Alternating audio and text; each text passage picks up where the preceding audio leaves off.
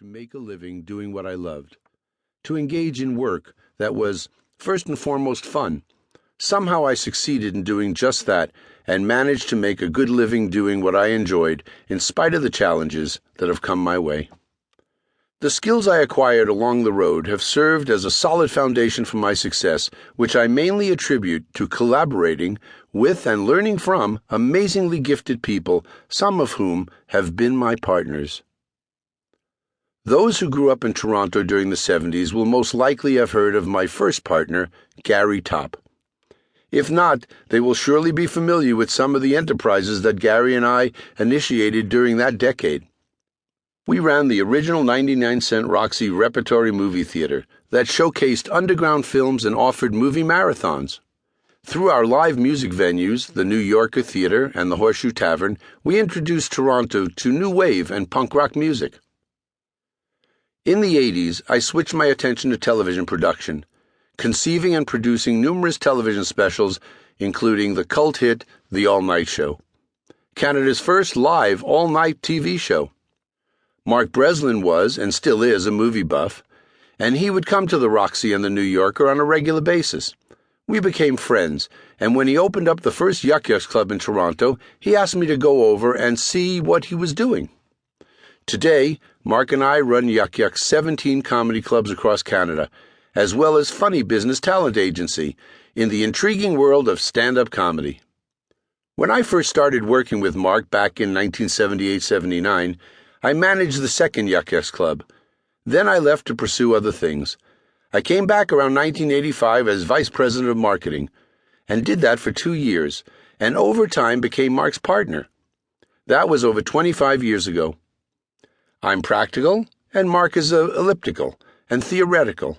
He deals with the content of the product, the comedy, and I oversee the organization and the administration, the business. He is the show and I am the business, and together we run a very successful comedy business. Yuk Yuk's is one of the largest comedy companies in the world. Not only do we have 17 clubs, we also supply about 2,500 comic one-nighters a year under the name of Yuk Yuk's on Tour. In part, our success is also due to the fact that Yuk Yuk's hires its other company, Funny Business Talent Agency, to supply the comics for its clubs, along with comedy talent for cruise ships, army bases, prisons, golf tournaments, and conventions. You name it, we supply comedy for it. We are Canada's only national stand-up comedy company. We have promotions all over the country, and we raise more than $500,000 every year for charity through fundraisers at the clubs. Since we opened our first club back in the 70s, audience desire for stand-up comedy is the same today as it was more than 30 years ago. Comedy does not develop like music. Comedy can be a tool, it can be a weapon, and it can also be a healing factor. Somewhere in the mid-70s, there was a complete paradigm shift in comedy that came as a result of the revolutionary culture in the 60s. People from that era became consumers with a marked generational and social evolution. They had money in their pockets and could vote with it, choosing to see comedy that meant something to them, which was quite apart from the stuff their parents would connect with.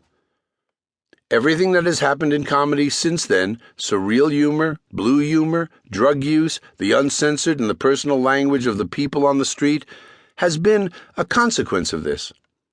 No longer did the comics always dress in a suit and a tie on stage and talk about their mother-in-law. Now they dressed like their audience. Stand-up comedy was booming in Toronto at this time, and there were lineups around the block outside the first official Yuk Yuk's Club.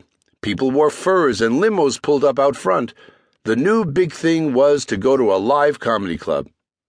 In the beginning, the comics felt that they were the important part of the show, and that it was their individual names on the marquee that drew the crowds.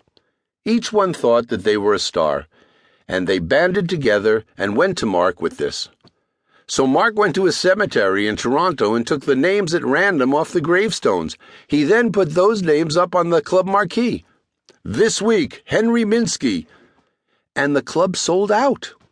He did this to prove that it was the Yuk Yuk's name that drew the crowds, and not the comedians themselves, as some of them had firmly believed at the time.